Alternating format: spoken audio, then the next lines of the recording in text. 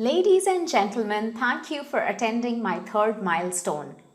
I would like to thank the Australian taxpayers who have funded my research and also pay my respects to the elders of the Kulin nations on whose unceded lands the university stands. So a quick recap about my topic of contemporizing picture recitation, which basically is the art form of storytelling using pictures and visual devices in various formats, such as a scroll painting here on the left and a wooden box with folded panels called a kavad on the right. Picture recitation practices were very active in India, but partially declined due to European colonization of India during 1757 to 1947. The traditional practices are not altogether dead. Some still survive as generational knowledge in very small communities of practitioners who live in villages and lack adequate economic patronage and appeal for younger audiences. So, without appropriating their stylistic characteristics and inspired by the concepts of decolonization, I was eager to experiment with how picture recitation can be rethought in contemporary times using research in contemporary fields such as microbiology and neurosciences, fields in which I had prior interest. Picture recitation requires first and foremost the skills of composing and adapting narratives like in movies or stage plays. In 2020, when I arrived in Melbourne to begin the PhD and landed into the pandemic lockdowns, I wrote fictions about my body, such as about a depressed stomach cell who wants to migrate to the brain to participate in more creative activities. These stories were illustrated with influences from biological diagrams and published on my website. 2021 was spent in India, where my trajectory shifted due to new stimuli and readings. During the chaos of the pandemic, when I was searching for inspiration, I came across Amaru Shataka, an anthology of short Sanskrit erotic poetry composed in India in circa 750 CE, verses of which would sometimes be illustrated in Indian palm leaf miniature paintings. And again, using information from microbiology and neuroscience, I wrote my own versions of short erotic poetry in English as a warm-up practice for writing longer verses for picture recitation, and this time I illustrated them by blending the aesthetics of medieval Indian miniature paintings with medical imagery. The treasure trove of Indian miniatures that I was exploring led me to the iconography of the Abhisarika, an archetype of a heroine mentioned in classical Sanskrit literature who does not wait passively for her lover like her 7 other counterparts, but goes out to meet him, often during thunderstorms with lightning cracking above her head. I composited motifs from different Abhisarika miniature paintings and created a short narrative verse, which I performed as a picture recitation of 3 minutes duration in front of a flex print for my previous milestone presentation. So, this was my planned course of action for the year 2022. To compose a long verse picture recitation piece of approximately 15 minutes duration, including knowledge from the various fields of sciences, as well as following the canons of Indian aesthetics in which the earlier Sanskrit erotic poetry as well as the medieval Indian miniature paintings were rooted. I have been able to achieve my target with a picture recitation piece on the theme of the Abhisarika, which is of 55 minutes duration and is audience interactive. I will quickly take you through the creative process before I move to the research questions. I analyzed the symbolic meanings of the individual motifs in the Abhisarika's images such as snakes, ghouls, trees, etc. and asked myself, what could they be doing in that scenery? This detail from a miniature painting aroused my knowledge from microbiology, revealing the invisible presence of the bacteria from the Abhisarika's flesh and the bacteria of the soil as 2 more characters. Just as in Agatha Christie's murder mysteries, where we try to find out what the different characters were doing at the time of the murder, I tried to investigate what was happening when the Abhisarika ran out of her house. How would each motif answer as to why the Abhisarika runs? Just like the 6 blind men describing an elephant, each motif reveals a fragmented aspect of truth about its role in the Abhisarika's iconography. This concept of non-absolutism, that is, there are many sides to truth, is known as the doctrine of Anekantavad, which originates from my religion of Jainism. The style of my lyrics was inspired from spoken word poetry, which is poetry meant for performance than for publication, events of which I had attended live in Melbourne. This contemporary form of poetry uses many kinds of rhyme schemes, which rappers also use, as you can see here, instead of only end rhymes used in old forms of poetry. And there are YouTube videos that analyze the rhymes, learning from which I have written my lyrics. Once the songs for all the motifs were written and memorized, I began working on the performance in a large studio space, first trialing with paper backdrops and cardboard props, then with digitally printed fabrics. I also included visual motifs in my costume and hair ornaments, such as this hairpin, which is shaped like a neuron, which I use as a prop during a song. The performative aspect has required a regular physical training of various kinds, such as humming exercises to strengthen the vocal cords, abdominal breathing for a deeper voice, and yogic exercises to increase muscle flexibility. The movements of this performance arose from my muscle memories from early childhood when I used to learn Indian classical dances, and I engaged a dance teacher to correct my dance postures and make them more aesthetical. Attention to aesthetics has been crucial for the performance, and I have also chosen rasa theory from Indian aesthetics as the guiding principle of my studio practice. Rasa, which is Sanskrit for juice, is the affective experience of the viewer of an artwork. Rasa, which is Sanskrit for juice, is the affective experience of the viewer of an artwork, which is transferred from the artist or author or actor via the work of art to the viewer. Rasa theory was first mentioned in a treatise on drama by an Indian scholar in the year 300, and the author stated that any work of art that did not invest in the transference of rasa to the viewer was bound to fail. Rasa theory was applied across art, literature, drama and dance in classical India, resulting in many similarities crisscrossing across the various mediums.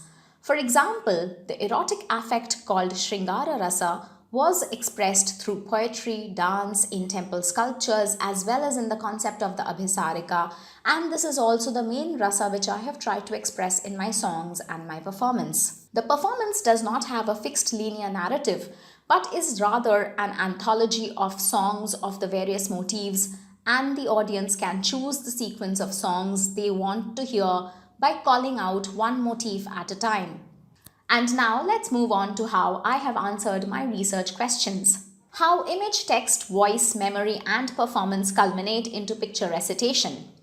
Citing my observations from the creative process, I would say the image of the Abhisarika in the miniature paintings triggered this picture recitation.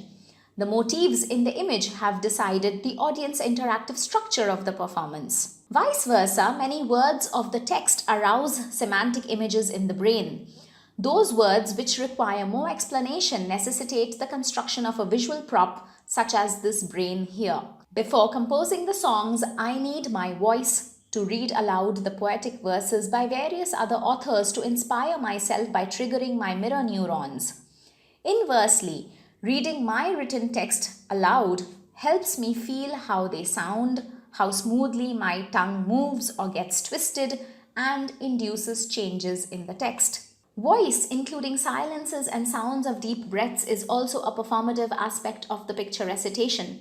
But physical movements of the body, such as vocal cords, lungs, and the diaphragm, etc., is itself required to generate voice. Recalling the references from other texts, images, and general associations is required for creating parallel images that function as metaphors in the lyrics.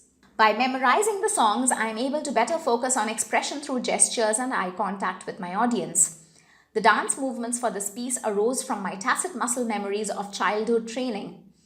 Inversely, new movements suggested by my dance teacher were encoded into my muscle memory recently. Text may be added, spoken fast, spoken slow, in order to adjust the time needed to complete the physical movements related to those phrases of the lyrics. With dance movements, I am able to match the lyrical qualities of the recitation, while in static postures, I convey the decorum required for scientific explanations. The storyteller's physical dimensions determine the dimensions of the set design, 6 feet height in my case.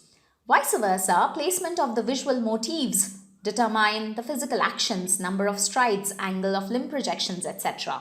Visual in the set design, semantic meaning of words of the songs, intonation of my voice and facial muscle movements express various emotions which are required for arousing affective states to savor aesthetic pleasure during the performance. Memories of my past experiences of love, disgust, anger, and sorrow create the appropriate physical gestures to evoke the appropriate rasas.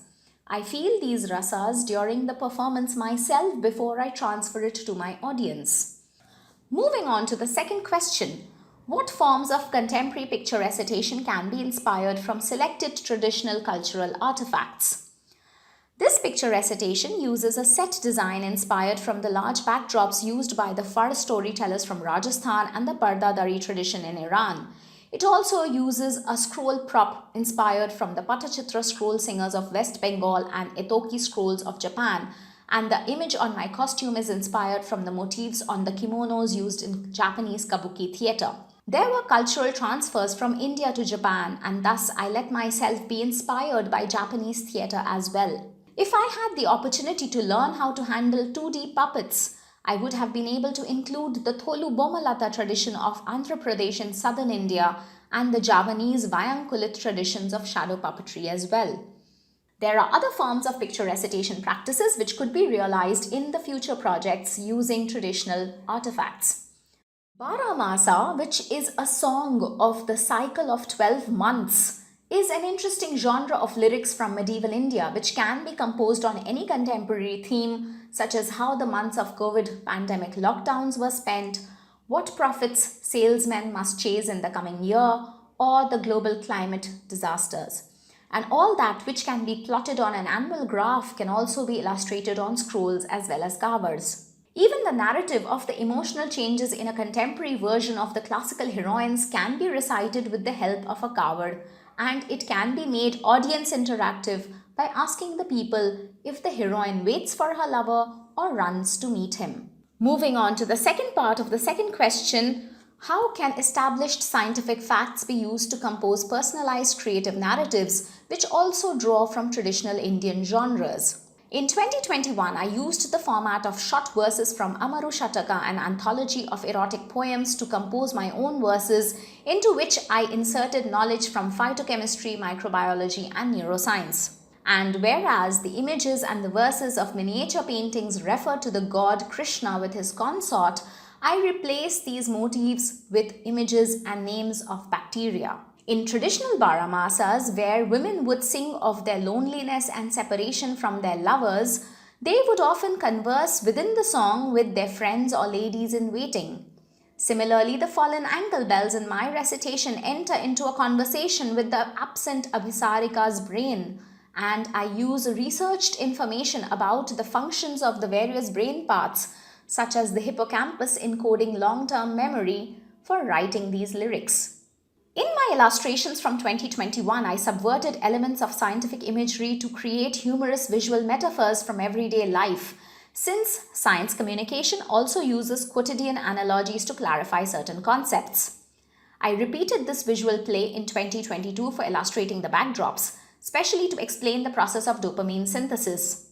And in the lyrics, I say, tyrosine is converted to levodopa, who prepares the bedchamber, and then levodopa is converted to dopamine, who anxiously waits for her lover, thereby mixing up the emotional transitions of the heroines with the stages of dopamine synthesis. And I use relational analogies, such as she is escorted into vesicular chambers by her friend, the vesicular monoamine transporter proteins, thereby hinting that the old classical concept of the Abhisarika is the equivalent of the modern understanding of dopamine, which is the final message of my picture recitation, where I bridge the gap between old and new knowledge systems. The last question is, what strategies can be employed in addressing the issues of decolonization through practice? Effects of colonial censorship of the erotic affect is still seen in former colonies, where discussion on sex is still taboo, which I have tried to overcome by writing erotic verses about my body. Literature was erased by Western scholars who misinterpreted absence of text as absence of culture. Male archivers who recorded the songs of female villagers into text changed these texts, and male artists who saw storytelling as an economic opportunity usurped the female songs. As some African writers who are reintroducing African songs into their texts to revive their traditions, so too have I tried to compose my verses and reimagine how this practice of picture recitation would have continued and evolved had colonization not obstructed its development. Returning the voice to the female storytellers who can directly tell her stories without the need of curators and other middle agents is a decolonizing strategy. What colonizers considered art was what they could display in their museums. Thus, props used for picture recitation got disconnected from their oral and performative elements. Also, Western scholars writing about such art practices of villagers and pastoral communities tagged them as folk art, which created an artificial, unnecessary hierarchy. Performing picture recitation based on relevant contemporary knowledge outside the context of museums should increase their appeal as living cultural heritages. Western oculocentric bias that lays stress on visuals over orators colonizes artistic imagination, thereby limiting cognitive capacities. Picture recitation practices which require skills in composing text, elocution, and performance, which can be done by a single person as I have experienced, challenges the brain in novel ways, thereby creating new neural architectures. Finally, I place my practice in a wider context, especially within the picture recitation practices in Asia, referring to author Chen Kuan-Sing's ideology of Asia as method. That is, instead of choosing the West as an imaginary anchoring point, societies in Asia can become each other's points of reference. In 2012, Tin Toy Chuo, a Malaysian designer who was not a puppeteer himself, worked with a master puppeteer to adapt the very commercially popular story of Star Wars to revive the art form of Wayang Kulit shadow puppetry for younger audiences. His play was a success, and often fans of the movie series would dress up in costumes with lightsabers to attend the performance. This was his tactic to first attract the audiences and then make them aware of the history of the tradition. Since then, Tintoy has employed puppets in myriad other ways, including for music videos. And Yuta Sasaki is an anime producer in Tokyo who trained as a kamishibai storyteller who carry wooden storytelling boxes on bicycles and perform on the streets. Yuta uses an iPad instead of images drawn on paper slides as in the traditional versions.